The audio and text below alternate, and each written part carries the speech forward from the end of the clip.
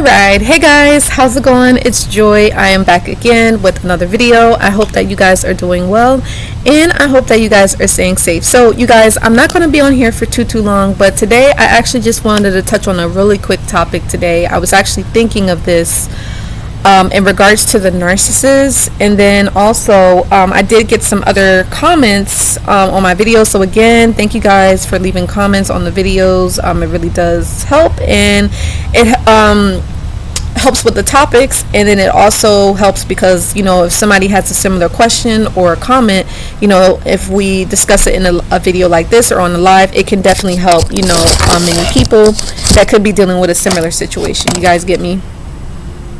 So let me just see something real quick here. Okay, there we go, because I was like, wait, that lighting was a little off, but yeah. Excuse me, you guys. So let's see. Okay, I see. So I wanted to touch on, you know, it might be two topics in this one, but the main thing is I know that for those of you that have been around narcissists, again, it doesn't matter who the narc is in your life, right? But just remember, when you are around this individual, just keep in mind that they will use you in a way where you will be an emotional punching bag, right? So meaning basically an individual, like, you're gonna dump, they're gonna dump all of their, you know, their trash, all their garbage, their emotional baggage, their mental baggage, or even physical baggage onto you, you know, when you're in a relationship with them, or maybe you live with them. Maybe it's like your parent, or, you know, maybe it's a in-law, or it could be a auntie, a uncle, a sister, brother, or coworker, boss.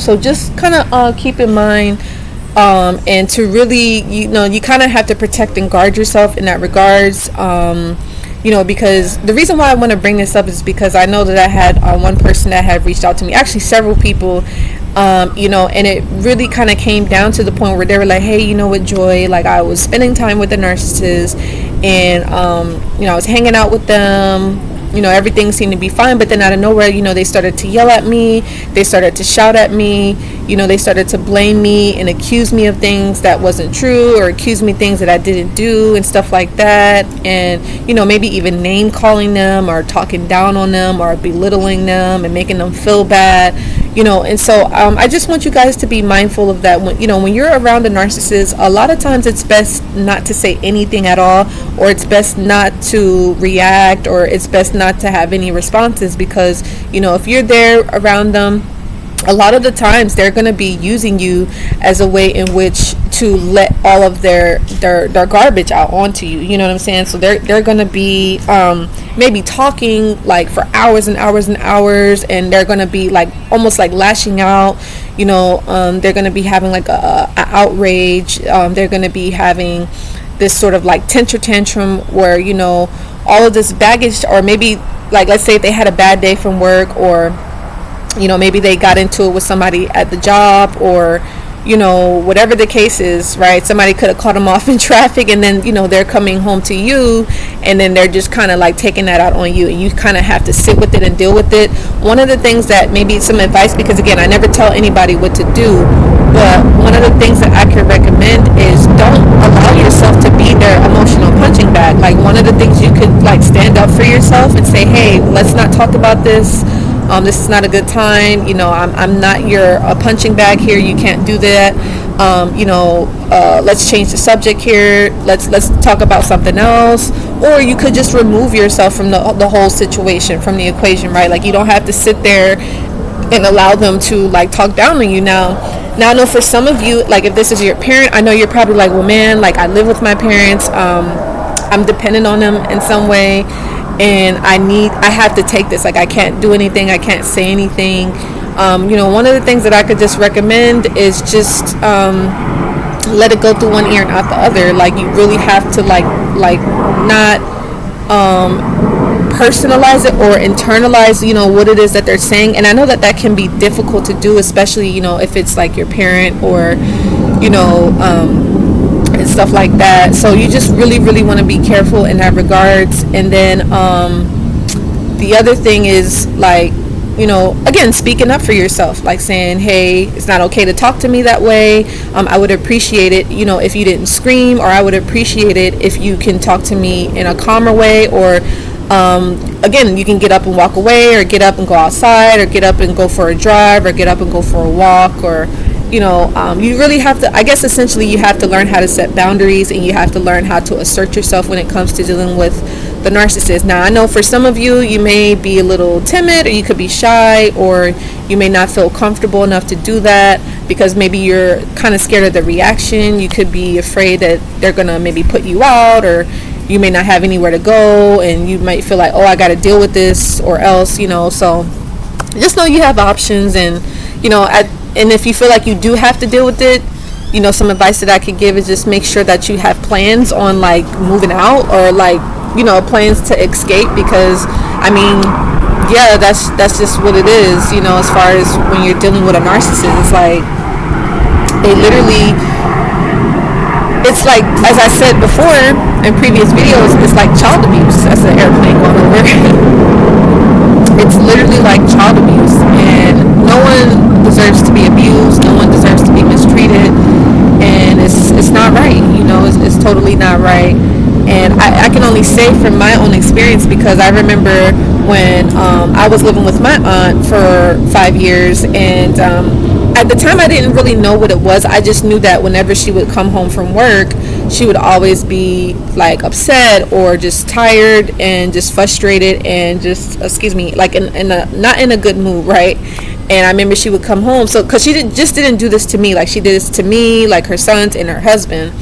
And she'd be like, oh, I had a bad work day, blah blah blah. Now, and don't get me wrong, there's nothing wrong with venting. Like, if you vent, totally fine. But like, when it comes to the point where you're making the other person feel bad, you're making the other person feel drained, like, there's a difference, right? It's a difference between, like, okay, you share like a story, share like what you've gone through, but when you're kind of spewing out on another person, and then you're kind of getting them emotionally involved, that's different. Like that's like, you're really more so, you're involving them in the story, in the scenario, and it's an uncomfortable situation. You get me? So but yeah, like my aunt, she would come home, she'd be like yelling and screaming and saying, like, I think, was it one time she had came home from work? I think I had talked about this in a previous video. Why the airplanes, they're like going over right now? It must be that time of the day. The airplanes just like to go by. But anyway, I think I'm nearby Air Force Base, that's why. But anyway, so yeah, she would come home from work, and she would say, oh, like, because usually she would cook dinner, because I think at the time I was still like learning how to cook dinner. I think I was like 19 at the time. She was like, oh, well, no one cooked dinner. Like, she was like, you guys have been home all day and you haven't cooked anything? Like, really? She would come home and say stuff like that. Or I remember one time for Thanksgiving, she would say, oh, and mind you, she didn't even ask for help as far as that, like, cooking. Because I mean, I was like, gonna cook, but she didn't really like say, hey, I'm gonna need, like, for you guys to help me to cook, blah blah blah. Like, you get what I'm saying? So she was like, oh yeah, like, I cooked all this food by myself. And she was like, yeah, Joy only did she only peeled the potatoes and did I think the mac and cheese, I got the mac and cheese prep ready and stuff like that. And she was like, but everything else I did on my own, blah blah blah blah blah, just kind of like bragging and stuff like that. So they have like the put downs, and they'll belittle you and stuff like that. That's another way they can use you as an emotional punching bag. But like I said, just them talking, they talk a lot to the point where you feel drained, like you feel tired, like you feel like you did an 8-hour shift by the time you finish listening to the narcissist. Because a lot of times they don't even allow you to talk. Like, I remember the male narc, and even my aunt narc to a certain degree, but the male narc in particular, I was dealing with him for about 4 years. And I remember at a point, we were having conversation, we were talking, and then I remember I had said just a little bit, just a tad bit about myself, and then I know where the subject changed and it went back onto him. Like, didn't even really care what I had to say, but the conversation just turned back onto the narc. So essentially they really don't care what you have to say. They really don't care how you feel. Again, it's truly all about them, so. And even like with my aunt, like they don't care unless you're talking about them or like something that they've done or whatever. They could care less. It's kind of sad. It truly is a sad thing, you know what I'm saying? So that's just something to be mindful of. But yeah, and this doesn't just have to be the narc, but this could just be normal people in general. Like, I mean, this is just from personal experience. It's like, don't allow yourself to be an emotional punching bag. Like, you don't deserve that, so you deserve better than that. No one deserves to be like used as like a what do they call those things, like a soundboard. Yeah, like a soundboard. Like, nobody deserves that. So these airplanes are really flying right now. They're really flying during this video, but it's all good. But I did notice that I had a comment that I wanted to go over.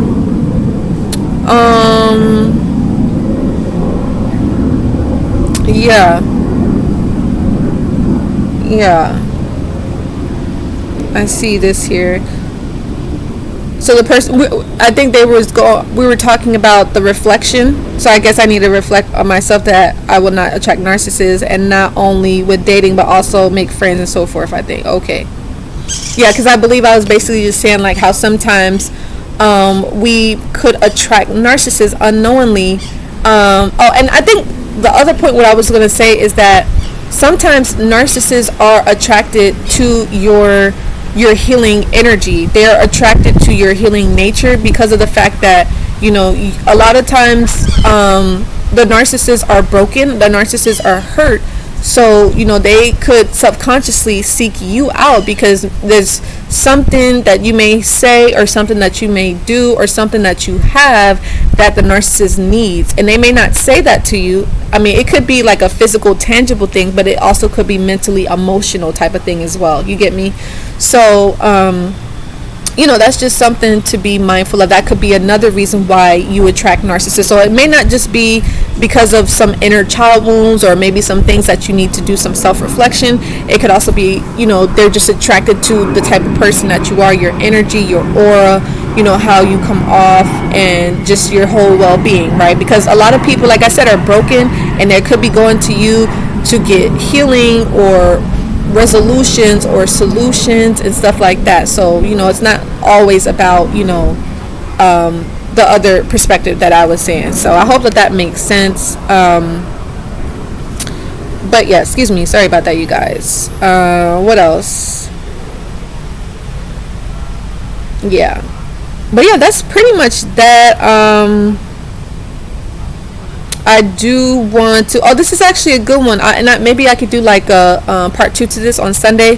So the person said, "I am a codependent rescuer. How can we as empaths protect our energy and our goodness from people who are obviously not good for us?" Yeah, I think I kind of was answering that in regards to some people could be an emotional punching bag without knowing. Because 9 times out of 10, again, if you're dating a narcissist, you're going to be an emotional punching bag. You're going to some way somehow you're going to be a people pleaser.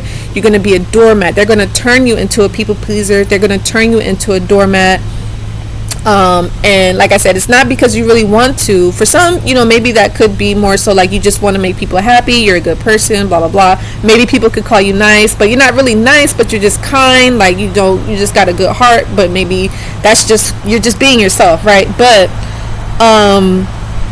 the thing is again, I'm going to do another video, but you want to protect your energy by setting those boundaries, by keeping your distance, by being able to say no at times, by being able to really just know what's best for you, only do things that make you feel good, or only do things that feel right to you, or that you support it, or you resonate with that, or you just genuinely want to help. Like, you get what I'm saying? Like, that's really how you can protect your energy, right? Yeah, so the person's like, they have a problem with saying no because they don't want to hurt anybody's feelings, and it gets me in trouble. Yeah, so you got to think about like how you feel too. Like, it's totally fine to consider another person's feelings, but what about your feelings at the end of the day also? So that's a really good comment. So again, you guys, please keep leaving me comments, feedbacks. And also too, you guys, if you are feeling called to, you enjoy this video, you find it to be helpful, insightful, you found value in it, you feel like it's gonna help you in your day-to-day life, please don't hesitate to leave a donation. You guys could do that via $ CoachJoy510 or PayPal at livenarcfree9@gmail.com. It really is appreciated, and I do thank you so much in advance.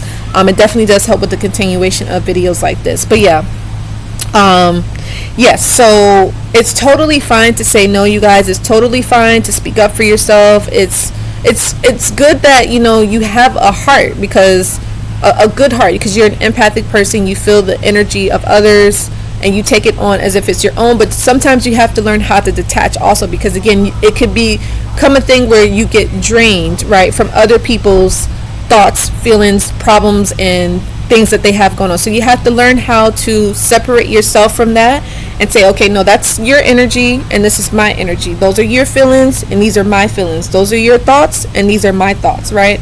So you have to learn how to you know, distinguish between the two. And then also being able to spend time by yourself, spend time in prayer, meditation, journaling, you know, affirmations, or just spending time in nature, going for a walk, you know, drinking some good water, having some tea, or exercise, whatever helps you to kind of relax.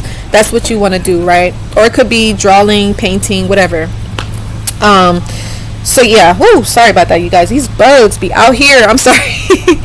So, but anyway, I hope that makes sense. But like I said, we'll do a part 2 to that. That's a really good topic, because I know that was something that I've dealt with. You know, because again, you don't, like you said, you don't want to hurt anyone's feelings. You don't want to make people upset. But sometimes you have to do that. Just sometimes, because what about you? How are you gonna feel?